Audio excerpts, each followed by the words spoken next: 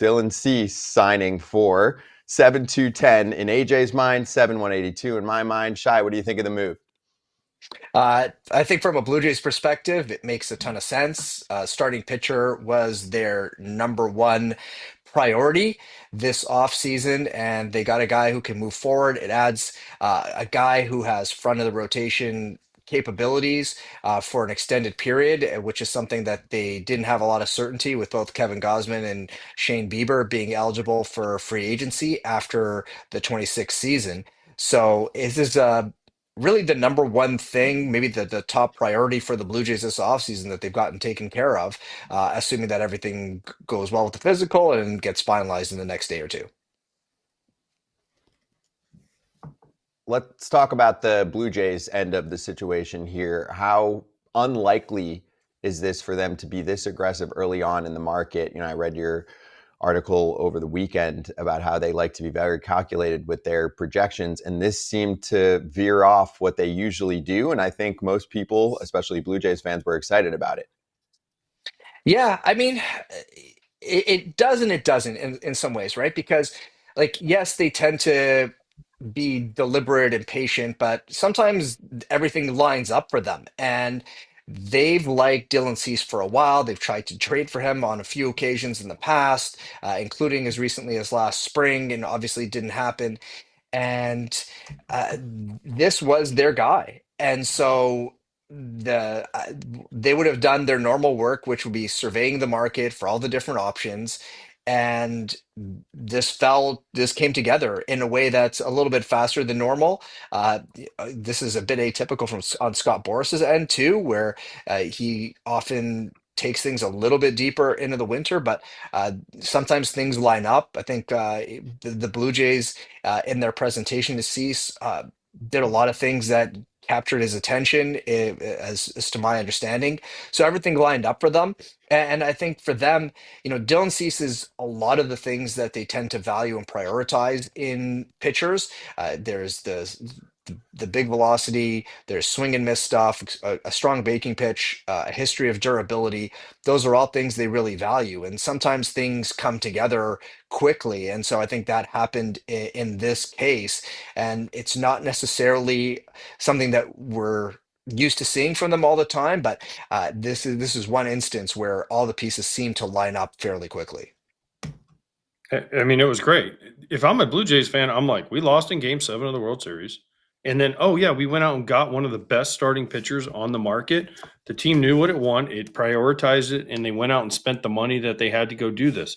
Now, I'm happy. I'm excited if I'm a Jays fan, Shy. But I'm also like, okay, can we still bring back Bo? Can we go out and help the bullpen a little bit, whether it's a Fairbanks or whoever they want to go out and get? Can they still make these moves? Because as a Blue Jays fan, I'm like, I'm very excited, but I need one or two more moves, and then we can be really awesome. Yeah, I mean, look, I think if you're a fan, it's never enough, right? Just keep making more moves and Well, more of moves and course, more because it's moves. not my But money. Listen, Shy, it's not my exactly. money. So spend I it. know, and not You mine either. wait, And like, Shy, I think you Shy, should do you make have the a team phone? as strong as possible. Do you Pardon? have a phone? Do you have a cell I phone? do. I Are you do. on Rogers? Are you on Rogers communication? Because isn't everybody in Uh, Canada on Rogers? Very many people are, yes.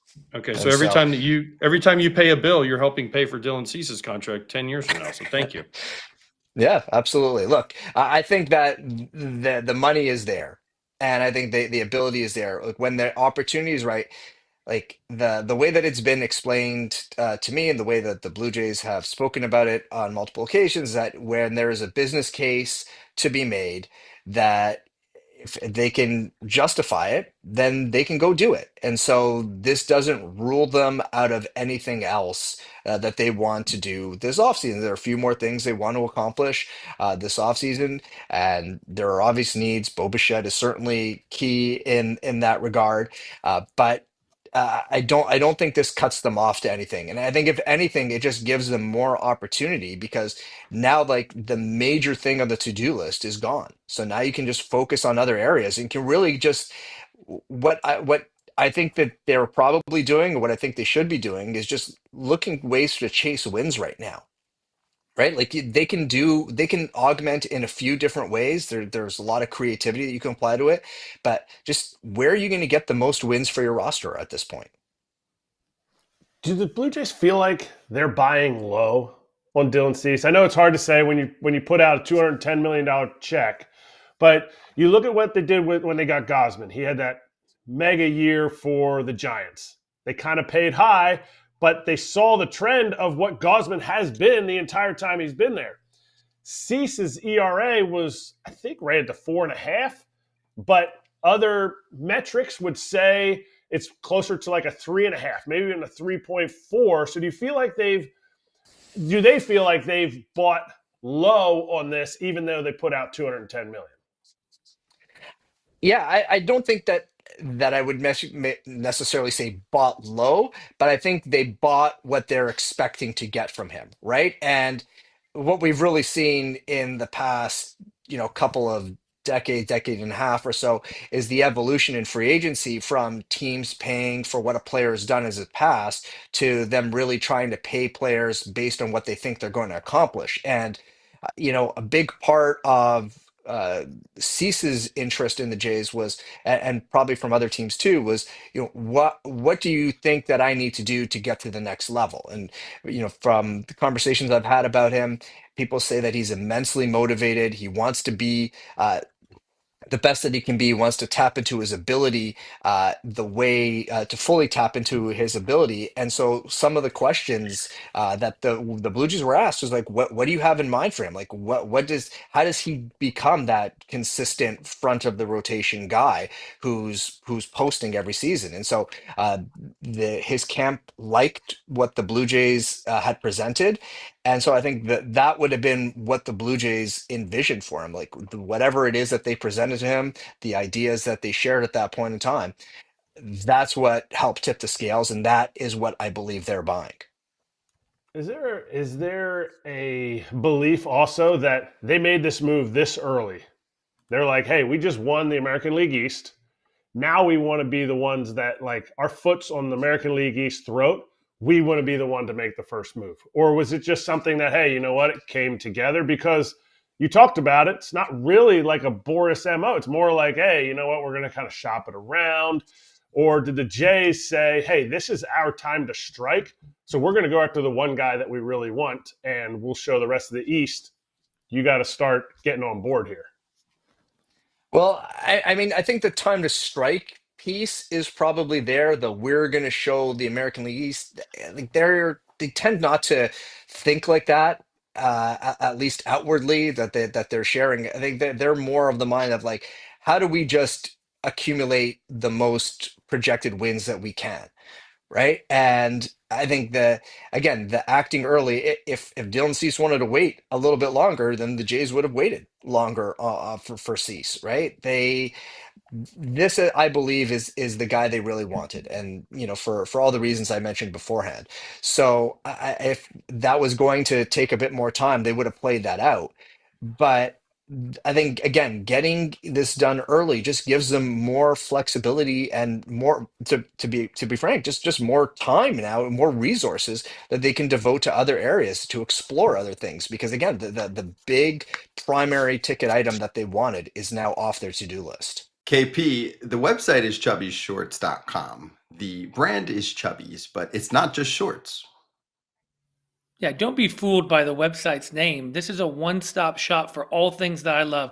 Swimming trunks, golf polos, and even flannels. It fits me perfectly. One-stop shop is the place to go. Yes, sir. KP, I've been wearing their flannel overshirt. It's like my favorite flannel, and your softest sweater having a little baby. It's the best of both worlds. Classic flannel look with the warmth of a fleece, and we know it's that time of year to pull that off. The Chubbies flannel overshirt. It feels like your favorite flannel, but with the warmth of a cozy sweater. And for a limited time, Chubbies is giving our listeners 20% off your purchase at Chubbies with the promo code FOUL at checkout. But if it's Black Friday, skip the code. Take advantage of an even bigger markdown during their exclusive Black Friday sale. Just head to chubbiesshorts.com and make sure to support the show by telling them that Foul Territory sent you. A couple key points here, AJ, that I'd love to get your thoughts on. Number one, are the best days yet to come for Dylan Cease? You get the classic complaints online about some of the ERAs and even ERA pluses not being great,